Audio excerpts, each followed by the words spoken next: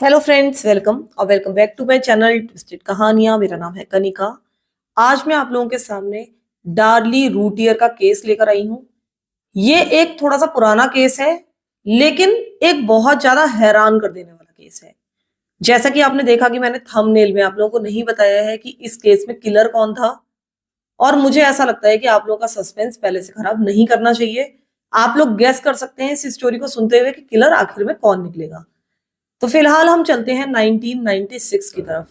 ये जो रूटियर फैमिली थी, ये रहती थी टेक्सास में। इस केस को सुनने के दौरान मुझे ऐसा लगा कि इस फैमिली को शायद लेटर डी से बहुत ज्यादा प्यार था। ये लोग डेलिस काउंटी में रहा करते थे। इस फैमिली में डार्ली थी, उसके हस्बैंड डैरन थे और उनके 3 बच्चे थे। 6 years old Devon, 5 years old Damon और 8 मंथ्स ओल्ड ड्रेक, यानी कि इनके 3 बेटे थे। अगर हम डार्ली की बात करें तो डार्ली का जन्म हुआ था 1970 में, पेंसिल्वेनिया में। बाद में इसके माता पिता के बीच में डिवोर्स हो गया था। ये अपनी माँ के साथ रहा करती थी और अपने स्टेप फादर के साथ। जब डार्ली केवल 15 इयर्स ओल्ड थी, तभी वो अपने हस्बैंड यानी कि फ्यूचर हस्बैंड डेरिन से मिल चुकी थी। इन लोगों ने 1988 में शादी कर ली थी, यानी कि शादी के समय डार्ली केवल 18 इयर्स ओल्ड थी। अगर हम डेरिन की बात करें तो वो सक्सेसफुल व्यक्ति कहा जा सकता है। उसकी एक छोटी सी कंपनी थी। ये कंपनी इलेक्ट्रॉनिक्स से रिलेटेड थी। शायद ये इलेक्ट्रॉनिक कंपोनेंट्स वगैरह बनाया करते थे। जब इन लोगों की शादी हुई तब इन लोगों ने राउलेट में अपना एक घर खरीद लिया था, जो कि डैलस का एक छोटा सा सबर्ब है। डेरिन ने बाद में एक बहुत अच्छी बहुत महंगी गाड़ी भी खरीदी और साथ ही उसके पास एक केबिन क्रूज भी था, यानी कि उनके पास अच्छा खासा पैसा आ चुका था। 1992 में डार्ली ने ब्रेस्ट इम्प्लांट सर्जरी भी कराई थी, यानी कि वो अपने लुक्स के प्रति, अपनी ब्यूटी के प्रति बहुत ज्यादा कॉन्शियस थी। डार्ली को ज्वेलरी खरीदने का भी बहुत ज्यादा शौक था। इनके पहले बेटे डेवन का जन्म हुआ था 1989 में। इसके बाद डेमन का जन्म हुआ 1991 में और उसके बाद ड्रेक का 1995 में। ये लोग एक बहुत ही लवली कपल थे। लोग सोचते थे कि इनकी जिंदगी बहुत ज्यादा खुशहाल होगी, और ऐसा कहीं ना कहीं था भी। लेकिन 1996 में इनके ऊपर थोड़ा सा फाइनेंशियल बोझ आ गया था, यानी कि फाइनेंशियली थोड़ा सा स्ट्रगल करने लगे थे। यहां तक कि 1996 में ही इन्होंने एक लोन के लिए अप्लाई किया और इसको रिजेक्ट कर दिया गया, क्योंकि इनके अकाउंट्स में जो पैसा था वो बहुत ही कम था। इसके बाद हम सीधे चलते हैं घटना वाले दिन की तरफ, जो कि हुई थी 6 जून 1996 के दिन। इस दिन करीब 2:31 AM पर 911 को एक कॉल रिसीव होती है, और ये कॉल आई थी राउटियर रेजिडेंस से। ये कॉल करने वाली थी डार्ली, जो कि उस समय 26 इयर्स ओल्ड थी, और उसने बताया कि कोई इनके घर में घुस आया है और उसके ऊपर, उसके दोनों बेटों के ऊपर हमला कर दिया है।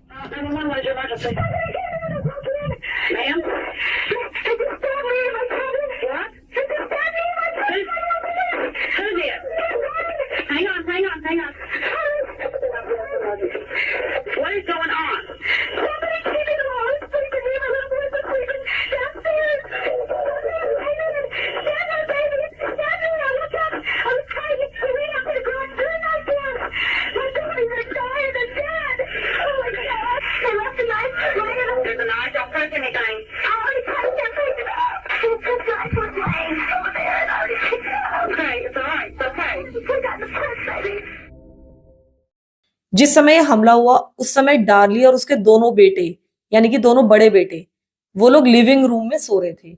डार्ली एक काउच पर सो रही थी, यानी कि सोफे पर सो रही थी, और उसके दोनों बेटे नीचे कालीन पर सो रहे थे। उस दिन बहुत ही ज्यादा गर्मी थी और उससे बचने के लिए ये तीनों नीचे लिविंग रूम में आ गए थे। डार्ली का हस्बैंड और उसका सबसे छोटा बेटा वो ऊपर वाले कमरे में, यानी कि इनके बेडरूम में ही सो रहे थे। डार्ली ने बताया कि किसी ने उसके घर में घुसकर उसके ऊपर भी हमला किया है और उसके दोनों बेटों डेवन और डेमन को मार डाला है।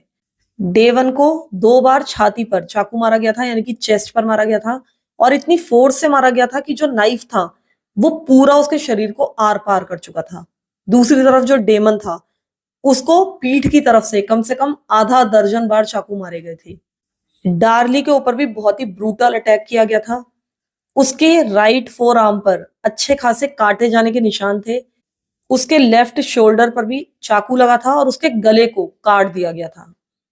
ये बताया गया कि जो अटैकर था, जो कि इनके घर में घुसा था, वो स्क्रीन जो लगी होती है विंडोज पर, उसको काटकर इनके घर के अंदर घुसा था। जिस समय डेवन के ऊपर हमला हुआ वो 7 इयर्स ओल्ड था और जो डेमन था वो 4 इयर्स ओल्ड था। डार्ली के ऊपर जिस समय अटैक हुआ उस समय शायद हत्यारे ने ये सोचा कि ये मारी जा चुकी है, क्योंकि अच्छा खासा ब्रूटल अटैक उसके ऊपर हुआ था। लेकिन ये सच नहीं था। डार्ली उस समय भी जिंदा थी, अपने होश में थी, और बाद में उसने किसी तरीके से उठकर 911 को कॉल किया था।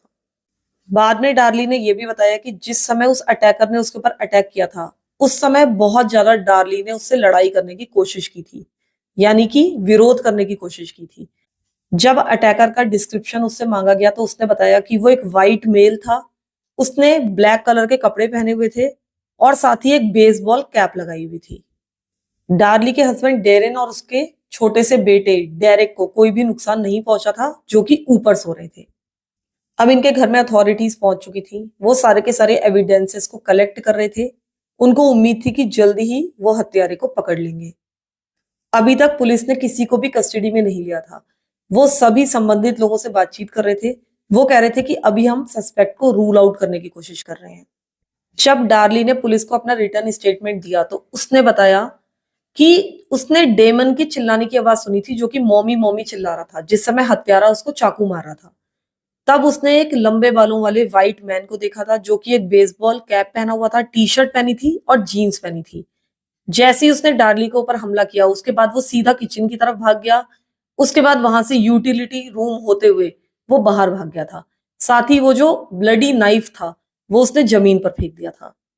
डार्ली भी उसी तरफ उसके पीछे पीछे गई थी। बाद में उसने वो चाकू नीचे पड़ा हुआ देखा, उसको उठाया और उठाकर उसे काउंटर पर रख दिया। डार्ली का हस्बैंड डेरिन, जो कि ऊपर सो रहा था, उसने बाद में बताया कि उसने आवाजें नीचे से आती हुई सुनी थी और बाद में उसने डार्ली की चीखने की आवाजें भी सुनी थी। वो बहुत ज्यादा नींद में था, लेकिन जब डार्ली जोर जोर से चीखी तब वो तुरंत ही जाग गया था। जिस समय डेरिन नीचे आया उस समय डार्ली डेवन डेवन चिल्ला रही थी। डेरिन सीधे नीचे लिविंग रूम में आया। वो अपने बच्चों के पास गया। उसने देखा कि उसके बच्चे बुरी तरीके से खून में लथपथ हैं। उसने सीपीआर देने की भी कोशिश की, लेकिन जब वो सीपीआर देने के दौरान जो ऑक्सीजन थी, जो एयर थी, वो जब उनकी छाती से, उनके चेस्ट से बाहर आने लगी, तब वो समझ गया था कि ये बहुत बुरी तरीके से घायल है और इनको सीपीआर देने का कोई भी फायदा नहीं है। फिर भी जो डेवन की चेस्ट पर होल था उसके थ्रू उसमें मुंह लगाकर उसने अपने बेटे को सीपीआर देने की कोशिश की थी, लेकिन उसका भी कोई फायदा होता दिखाई नहीं दे रहा था। जिस समय डेरेन ये सब कर रहा था उस समय डार्ली लगातार पुलिस से बातचीत में बिजी थी। पुलिस वहां पर कॉल के सिर्फ 3 मिनट्स के बाद ही पहुंच चुकी थी। पुलिस ने पाया कि जो भी अटैकर था वो विंडो स्क्रीन काट कर ही अंदर एंटर हुआ था। इसके अलावा जो भी विंडो गार्ड्स थे उनको भी काटा गया था। पुलिस ने बाद में बताया कि जब हम उस घर में पहुंचे तो हमें बिल्कुल भी ऐसा नहीं लगा कि वहां पर कोई इंट्रूडर घुसा होगा, बल्कि हमको ये एक इनसाइड जॉब ही लग रही थी। डार्ली को हॉस्पिटल ले जाया गया था। उसका वहां पर इलाज कराया गया था। वो बहुत बुरी तरीके से घायल थी। यहाँ तक कि डॉक्टर्स ने यह भी कहा था कि अगर 1 मिलीमीटर भी चाकू इधर उधर हो जाता तो उसकी एक मेजर आर्टरी कट सकती थी और उसकी मौत हो सकती थी। लेकिन पुलिस वालों को डार्ली के ऊपर ही शक था।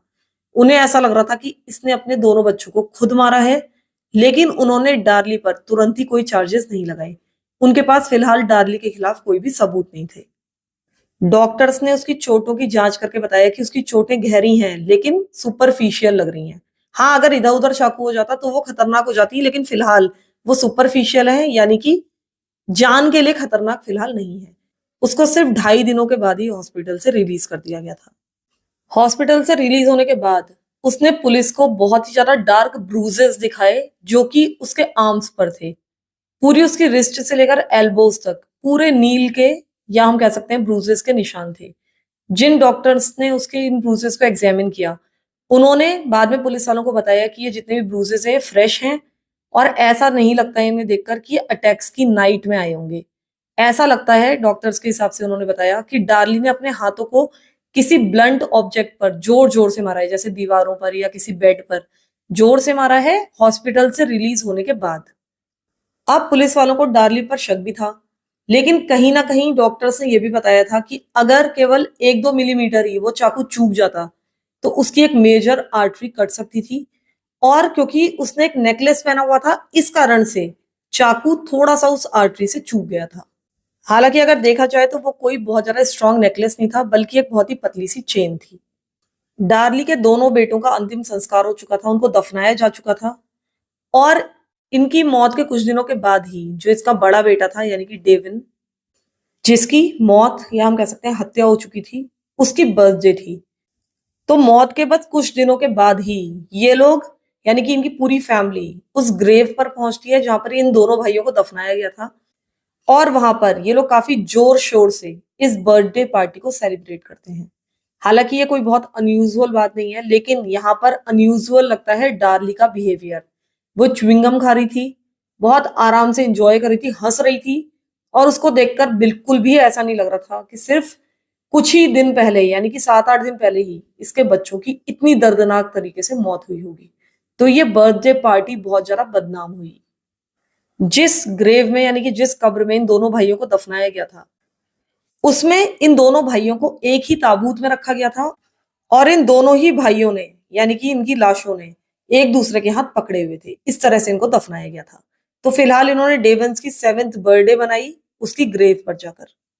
लेकिन इसी बर्थडे के बाद बहुत सारे र्यूमर्स फैलने लगे कि कहीं ना कहीं जो इन बच्चों की माँ है वो इनके कत्ल में इन्वॉल्व है, नहीं तो वो इतनी ज्यादा आराम से इनकी बर्थडे सेलिब्रेट नहीं कर सकती थी। हालांकि ऐसा कुछ नहीं कहा जा सकता, हर किसी व्यक्ति का दुख से लड़ने का तरीका अलग अलग होता है। लेकिन फिर भी वहां पर बहुत ज्यादा बातें बनने लगी। पुलिस को तो उसके ऊपर बहुत ज्यादा पहले से ही शक था, लेकिन अब आम लोगों को भी उसके ऊपर बहुत ज्यादा शक होने लगा। इधर जो उसका हस्बैंड था, वो अपनी वाइफ के बारे में पुलिस को अजीब से बयान दे चुका था। उसने कहा था कि आपने देखा ही है कि मेरी वाइफ कितनी ब्यूटीफुल है, उसके ब्रेस्ट कितने अच्छे हैं, इस तरह की बातें वो पुलिस के सामने कर रहा था, जो कि बहुत ज्यादा वियर्ड था। पुलिस को उसका बिहेव भी काफी ज्यादा वियर्ड लग रहा था। अब जब पुलिस वालों का डार्ली के ऊपर शक बढ़ा, तो उन्होंने हत्या के 12 दिनों के बाद अब डार्ली को फाइनली अपने बच्चों की मौत का जिम्मेदार ठहराते हुए उसको अरेस्ट कर लिया था। पुलिस वालों ने डार्ली के ऊपर उसके दोनों बच्चों के मर्डर के इल्जाम लगाए। उसके ऊपर कैपिटल मर्डर के चार्जेस लगाए गए, क्योंकि वहां पर अगर किसी 5 ईयर से कम बच्चे की हत्या की जाती है तो उसको एक बहुत बड़ा मर्डर माना जाता है। और इसका जो छोटा बेटा था यानी कि डेमन, वो सिर्फ 4 ईयर्स ओल्ड था जिस समय वो मारा गया। अब हम उन सबूतों के बारे में बात कर लेते हैं जो कि पुलिस को मिले थे इनके घर से, जो कि फिलहाल सर्कमस्टेंशियल एविडेंसेस थे। पुलिस वालों का मानना था कि वहां पर कोई भी व्यक्ति बाहर से नहीं आया था, सब कुछ वहां पर स्टेज्ड किया गया था। और ये सब कुछ किया था डार्ली ने यानी कि बच्चों की मां ने। अब जैसा कि आपको पता ही है कि इन बच्चों को चाकू से मारा गया था, और अगर इस चाकू का इस्तेमाल करके उनकी मां ने ही उनको मारा था, तो ऑब्वियसली उसमें किसी भी बाहर के व्यक्ति के निशान मिलने वाले नहीं थे। तो आपने पहले भी 911 कॉल की रिकॉर्डिंग सुनी है। इस रिकॉर्डिंग में एक जगह जो ऑपरेटर थी वो डार्ली से कहती है कि वहां पर कुछ भी छूना मत, कुछ भी टच मत करना। तो डार्ली कहती है कि लेकिन मैंने तो पहले ही चाकू को उठा लिया है, और उठाकर जैसे कि मैंने आपको बताया कि उसने वो चाकू काउंटर पर रख दिया था। तो अगर कोई ऐसा करेगा, तो अगर पहले से उस चाकू पर किसी के निशान है, तो ऑब्वियसली वो सारे के सारे मिट जाएंगे। जो मर्डर वेपन था यानी कि चाकू, वो डार्ली के घर का ही चाकू था। वो उन्हीं के नाइफ ब्लॉक पर रखा हुआ था और वहीं पर से उठाया गया था। घर के बाहर से पुलिस वालों को एक मोजा मिला था जिसमें दोनों ही बच्चों का ब्लड लगा हुआ था। सिर्फ एक सिंगल मोजा पुलिस वालों को उस घर के बाहर से मिला था, जो कि उन्होंने जब्त कर लिया था। और बाद में पता चला कि ये डार्ली के हस्बैंड डेरिन का शौक है। इस शौक पर से बाद में डार्ली का अच्छा खासा डीएनए मिला था। यानी कि कोई सिंपली उस मोजे को टच करे तब इतना ज्यादा डीएनए उसमें कलेक्ट नहीं हो सकता। बहुत अच्छा खासा डार्ली का डीएनए उस शौक पर मौजूद था। और ये शौक मिला था उनको एक डस्टबिन के बगल में। हो सकता है कि उसे डस्टबिन में फेंकने की कोशिश की गई हो, या हो सकता है कि उसे जानबूझकर वहां पर प्लांट किया गया हो। पुलिस वाले ये मान रहे थे कि हो सकता है कि डार्ली ने ये शौक पहना हो ग्लव की तरह, और उसके बाद उसने उन बच्चों को चाकू मारा हो। और हो सकता है कि बाद में उस मोजे को वो फेंकने के लिए गई हो डस्टबिन के पास, लेकिन वो मोजा बाहर ही छूट गया हो। डार्ली ने क्लेम किया था कि जो इंट्रूडर था वो स्क्रीन काट कर अंदर आया था, लेकिन बाद में वो गैरेज की तरफ भाग गया था, यूटिलिटी रूम की तरफ भाग गया था, और फाइनली वहां से भाग गया था। और जाते जाते उस वो जो मर्डर वेपन था वो वहीं पर फेंक गया था। लेकिन बाद में जब ब्लड एविडेंसेस को देखा गया तो ऐसा बिल्कुल नहीं लग रहा था। वहां पर बिल्कुल भी ब्लड के कोई भी ड्रॉप्स नहीं मिले थे, कोई निशान नहीं मिले थे, और ऐसा नहीं लग रहा था कि वहां से कोई बाहर की तरफ भागा होगा।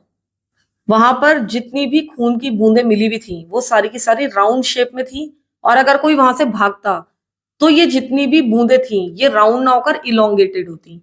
इसलिए ऐसा साफ पता चल रहा था कि वहां पर जो भी था वो लो वेलोसिटी से चल रहा था, आराम से चल रहा था। साथ ही पुलिस वालों ने कई बार फेक ब्लड लिया, उसमें चाकू को डुबाया, एक दूसरे चाकू को डुबाया और अलग अलग ऊंचाई से जमीन पर फेंका। हर बार जो चाकू था वो ट्रायंगल शेप बना रहा था जमीन पर गिरने के बाद, लेकिन वहां पर पुलिस वालों को ऐसा कोई भी शेप नहीं मिला जमीन पर। वहां पर बहुत ही कम खून उस चाकू के आसपास था, बहुत कम निशान था, और अगर वो वहां से भाग रहा था इंट्रूडर तो वो आराम से जमीन पर चाकू को क्यों रखता। वो उसे भागते भागते जल्दीबाजी में फेंकता और वहां पर ट्रायंगल निशान बनना चाहिए था।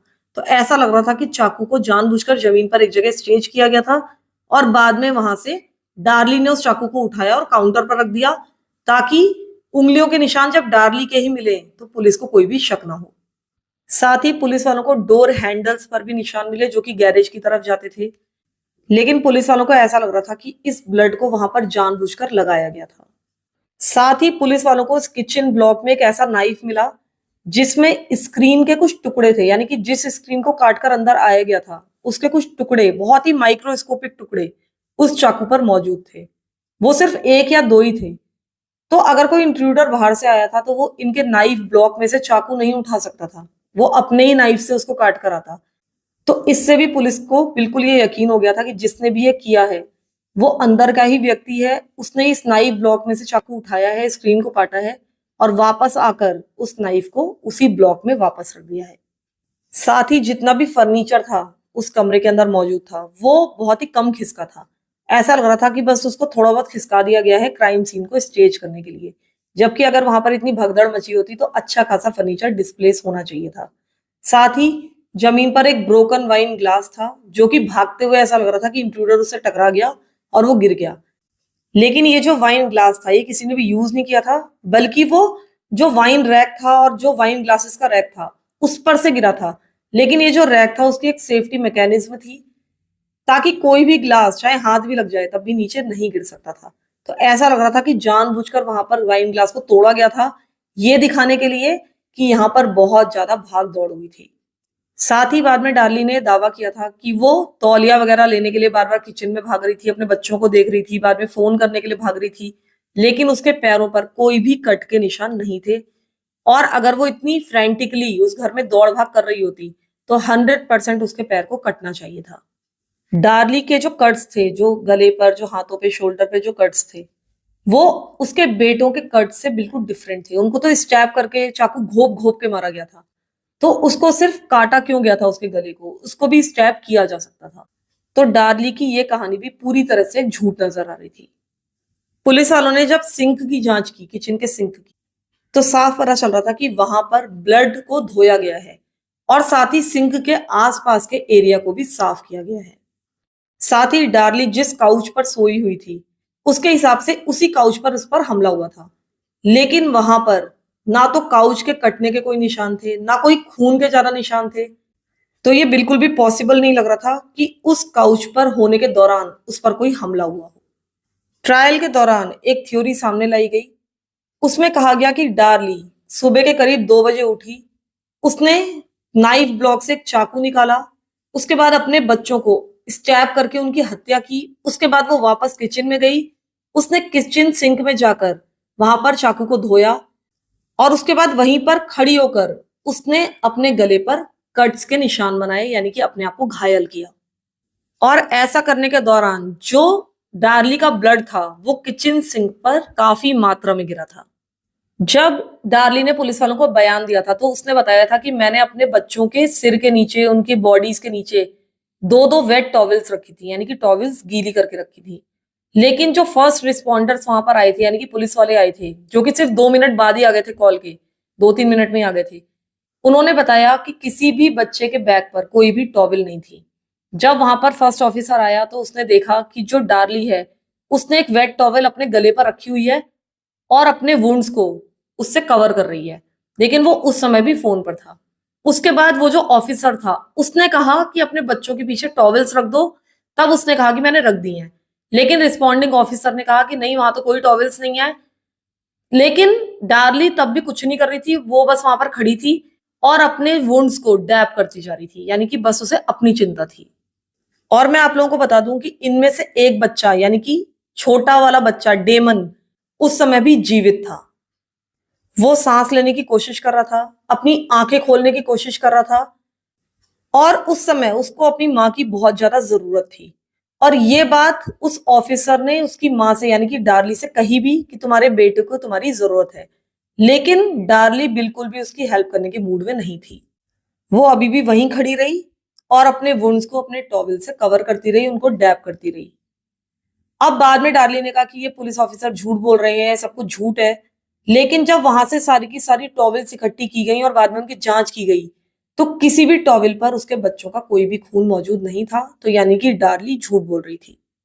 ये एक बहुत ही बेवकूफी भरी कहानी थी कि एक इंट्रूडर उनके घर में घुसा, उसने 2 बच्चों की हत्या कर दी, लेकिन एक एडल्ट को छोड़ दिया जो कि उनको आइडेंटिफाई कर सकती थी, उसको पकड़वा सकती थी। और साथ ही एक अजीब बात ये थी कि इस इंट्रूडर ने इनके घर से कुछ भी नहीं चुराया था। एक्सपेंसिव ज्वेलरी, डार्ली का पर्स, उसकी महंगी वॉचेस किचन के प्लेटफॉर्म पर सामने पड़ी हुई थी, कोई भी उनको देख सकता था। लेकिन इंट्रूडर ने वो भी उठाने की जहमत नहीं उठाई और बस हत्या करके वहां से भाग गया। इंट्रूडर अंधेरे में घुसा, वो किसी भी चीज से टकराया नहीं, कोई भी चीज गिरी नहीं, वो वहां से भाग गया। तब भी कोई चीज रास्ते में नहीं गिरी। जब वो अंदर आया तो बाहर से कोई डस्ट नहीं दिख रही थी, बिल्कुल सब कुछ साफ सुथरा पड़ा था। तो ये सब कुछ एक बिल्कुल झूठी कहानी नजर आ रहा था। बाद में डार्ली के छोटे बेटे की भी हॉस्पिटल ले जाते हुए ही मौत हो गई थी। और इस तरह से अब डार्ली के ऊपर 2 मर्डर केसेस बन चुके थे। अब इसका ट्रायल शुरू हो चुका था।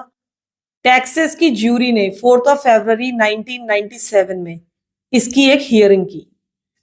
ज्यूरी ने पाया कि एक बहुत ही मटीरियलिस्टिक पर्सन है, बहुत ही स्पॉइल्ड है, और इसने ही अपने बेटों की हत्या की है। इसके ट्रायल के बाद ज्यूरी ने इसको मौत की सजा सुनाई, और इसको मौत की सजा मिलनी थी लीथल इंजेक्शन लगाकर, यानी कि जहर का इंजेक्शन लगाकर। लेकिन अभी भी डार्ली का समर्थन कर रहा था उसका हस्बैंड डेरन। वो अभी भी यही मानता था कि उसकी वाइफ इनोसेंट है। डार्ली यही कहती रही कि मैं इनोसेंट हूं, मैंने अपने बच्चों को नहीं मारा है। लेकिन कहीं ना कहीं ऐसा ही लगता है कि उसी ने अपने बच्चों की हत्या की थी। इस हत्याकांड से 1 महीने पहले, मई 1996 में, डार्ली ने सुसाइड लेटर लिखा था। और ये लेटर उसने अपने बच्चों के नाम लिखा था। इसमें उसने लिखा था कि बच्चों, मुझे पूरी उम्मीद है कि एक दिन तुम मुझे माफ कर दोगे जो मैं करने वाली हूं उसके लिए।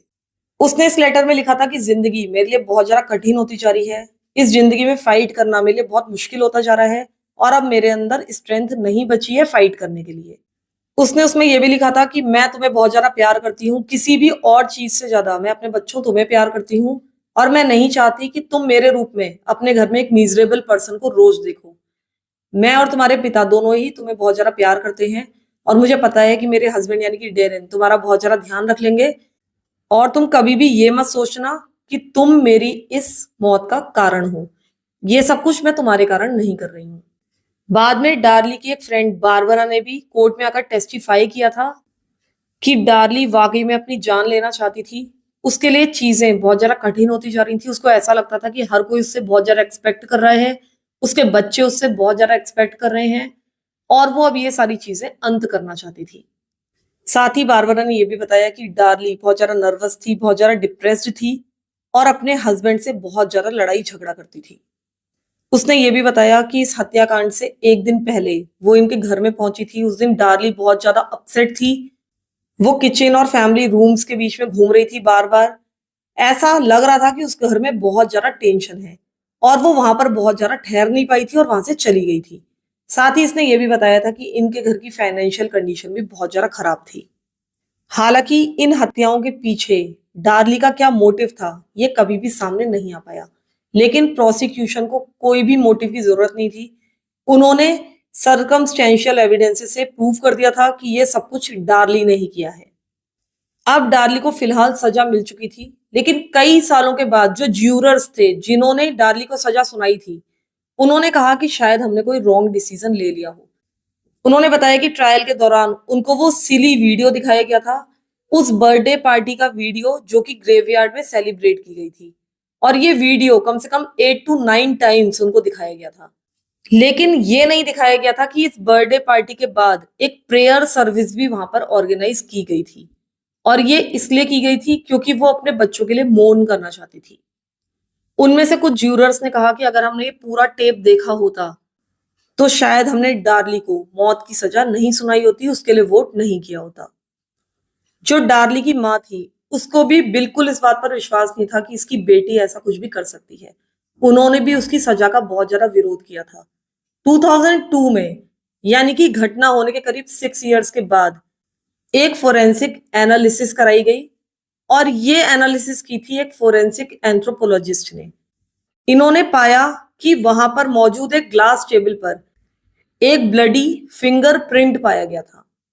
ये जो फिंगरप्रिंट था, ये ना तो उन बच्चों से मैच करता था, ना डार्ली से मैच करता था, ना किसी इन्वेस्टिगेटर से मैच कर रहा था, ना इमरजेंसी वर्कर्स से मैच कर रहा था। तो ये किसी ना किसी अनआइडेंटिफाइड एडल्ट का था। साथ ही इन्होंने ये भी पाया कि जिस तरह से डेमन के जख्म थे, वो उनसे सिर्फ जख्म लगने के बाद 9 मिनट्स तक ही सरवाइव कर सकता था। लेकिन जब वहां पर पुलिस आई तो उसके बाद भी उसने 6 मिनट सरवाइव किया, उसने रास्ते में दम तोड़ा। यानी कि अपने बच्चे को, यानी कि डेमन को स्टैप करने के बाद डार्ली के पास केवल 3 मिनट का समय था सब कुछ स्टेज करने के लिए, और इन 3 मिनटों में ही उसने अपने ऊपर भी घाव के निशान बना लिए। फिर वो विंडो से बाहर कूद कर गई, वो मोजा फेंकने के लिए। उसके बाद वो बैक गेट से वापस घूमकर, वो भी नंगे पैर, वापस आई। उसने अपने आप को घायल करने के बाद जो वहां पर ब्लड वगैरह गिराया था, उसको साफ करने के लिए भी उसे समय चाहिए था। और इसने अपने आप को कट भी ऐसा किया कि जो कि बहुत ज्यादा खतरनाक था, डार्ली की मौत का कारण भी बन सकता था, क्योंकि जैसा कि मैंने आपको बताया कि वो उसकी एक मेजर आर्टरी से केवल 1 या 2 मिलीमीटर ही दूर था। कुछ लोगों का यह भी कहना था कि इन बच्चों का क्योंकि लाइफ इंश्योरेंस था, इसके लिए भी इनको मारा गया था। लेकिन ये एक बेबी लाइफ इंश्योरेंस था जो कि दोनों का मिलाकर केवल $10,000 का था। इधर डार्ली के हस्बैंड का जो लाइफ इंश्योरेंस था वो करीब $8 लाख का था। तो अगर उसको पैसा चाहिए था तो वो अपने हस्बैंड की हत्या करती, ना कि अपने बच्चों की। इसके अलावा बाद में कुछ लोगों ने दावा किया कि जिस तरह का उसने अटैकर का डिस्क्रिप्शन दिया था, वो करीब 2 बजे इनके घर से 10 मिनट की दूरी पर देखे गए थे, और कुछ नेबर्स ने इसकी जानकारी पुलिस को दी भी थी। साथ ही वहां पर एक ब्लैक कलर की गाड़ी भी देखी गई थी जो कि बहुत ही स्लोली उस एरिया में इधर उधर घूम रही थी। और ये गाड़ी ना सिर्फ उस रात बल्कि इस घटना से कई हफ्ते पहले से ही उस एरिया में देखी जा रही थी। हत्याकांड के 5 दिनों के बाद, यानी 11 जून 1996 के दिन, मैरी नाम की एक महिला ने राउलेट पुलिस डिपार्टमेंट में फोन किया। उसने पुलिस वालों को बताया कि 2 लोगों ने उसके घर में 6 जून को घुसने की कोशिश की थी, और उस दिन वो अपने घर में अकेली थी अपनी 15 इयर्स ओल्ड डॉटर के साथ। ये जो दोनों व्यक्ति थे, ये उसके बैकयार्ड में खड़े थे। इनमें से एक ने बेसबॉल कैप पहनी हुई थी, और ये लोग इसके घर में झांक रहे थे।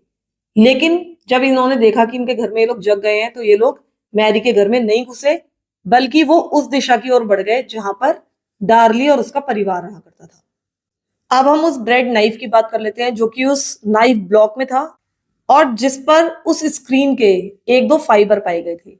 तो जब बाद में एक बार फिर से इसकी जांच की गई तो ये पाया गया कि जिस फाइबर ग्लास ब्रश का यूज किया गया था फिंगरप्रिंट्स वगैरह का पाउडर लगाकर उसको झाड़ने के लिए, ये फाइबर्स उस ब्रश के फाइबर से भी मैच कर रहे थे। तो हो सकता है कि जो भी एक्सपर्ट्स वहां पर आए थे, जिन्होंने सारे चाकुओं पर से फिंगरप्रिंट्स उठाए थे, उसी दौरान उसका फाइबर इस चाकू पर लग गया हो। लेकिन इसका कोई भी पुख्ता सबूत नहीं है। इसके अलावा डार्ली के हस्बैंड डैरेन ने यह भी बताया कि जब वो बहुत ज्यादा फाइनेंशियल क्राइसिस से गुजर रहा था, तब उसने ऐसा सोचा था कि बीमे का क्लेम करने के लिए, यानी कि इंश्योरेंस का क्लेम करने के लिए, वो घर में झूठी डकैती की घटना को अंजाम देगा, और वो इसी तरीके का कोई प्लॉट ढूंढ रहा था। हालांकि इसमें उसके बच्चों के मर्डर्स ऑब्वियसली शामिल नहीं थे। और इस घटना को किस तरह से अंजाम देना है, इसके लिए उसने अपनी वाइफ डार्ली के स्टेप फादर से भी बात की थी। उसने उनसे पूछा था कि क्या आप किसी ऐसे व्यक्ति को जानते हो जो हमारे घर में ब्रेक इन कर जाए, थोड़ी बहुत चोरी करे, और बाद में उसके आधार पर मैं इंश्योरेंस का क्लेम कर सकूं। हालांकि बाद में यही पता चला कि इसके हस्बैंड ने सब कुछ नहीं किया था और ये जो कुछ भी हुआ था या तो उसकी वाइफ ने किया था और या फिर वाकई में ही कोई व्यक्ति बाहर से आया था। हालांकि ये जो भी घटना थी जो कि उसके हस्बैंड ने बाद में कबूल किया कि वो करने की सोच रहा था, वो डार्ली के ट्रायल के दौरान सामने नहीं आई थी। ये सब कुछ बाद में पता चला। अब डेरेन क्योंकि बहुत ज्यादा अपनी वाइफ डार्ली का सपोर्ट कर रहा था, इस कारण से उसके बेटे ड्रेक की कस्टडी उससे ले ली गई और उसे उसके ग्रैंड पेरेंट्स की केयर में भेज दिया गया। इधर डेरेन को केवल विजिटेशन राइट्स मिले थे अपने बेटे से मिलने के लिए। बाद में सितंबर 2011 में डेरिन और डार्ली का डिवोर्स हो गया था, क्योंकि बहुत समय से ये एक ऐसे बंधन में बंधे हुए थे जिसको अब आगे ले जाना पॉसिबल नहीं था, क्योंकि अब जो डार्ली थी वो जेल में ही रहने वाली थी और फिलहाल वो अपनी मौत का इंतजार कर रही है। डेरिन ने बाद में दूसरी शादी कर ली थी। इधर जो इन दोनों का बेटा है यानी कि डेरिक, ये अपनी माँ से मिलने अभी भी जेल में जाता है और वो पूरी तरह से अपनी माँ को बेगुनाह मानता है। वो बिल्कुल ये नहीं मानता कि उसकी माँ ने ही उसके भाइयों की हत्या की होगी। तो फिलहाल के लिए इतना ही। आप लोग मुझे बताइएगा कि मेरी ये स्टोरी आपको कैसी लगी और आपको क्या लगता है कि वाकई में इस केस में कौन किलर होगा। कई थ्योरीज ऐसी भी हैं जिसमें ये बताया जाता है कि इसका हस्बैंड डेरिन असल में किलर था।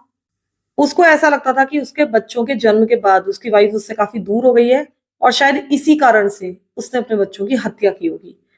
लेकिन फिलहाल आप लोग मुझे ये बताइएगा कि आपको क्या लगता है कि किसने हत्या की होगी और आपकी नजरों में पूरी कहानी सुनने के बाद आपको कौन हत्यारा लगता है।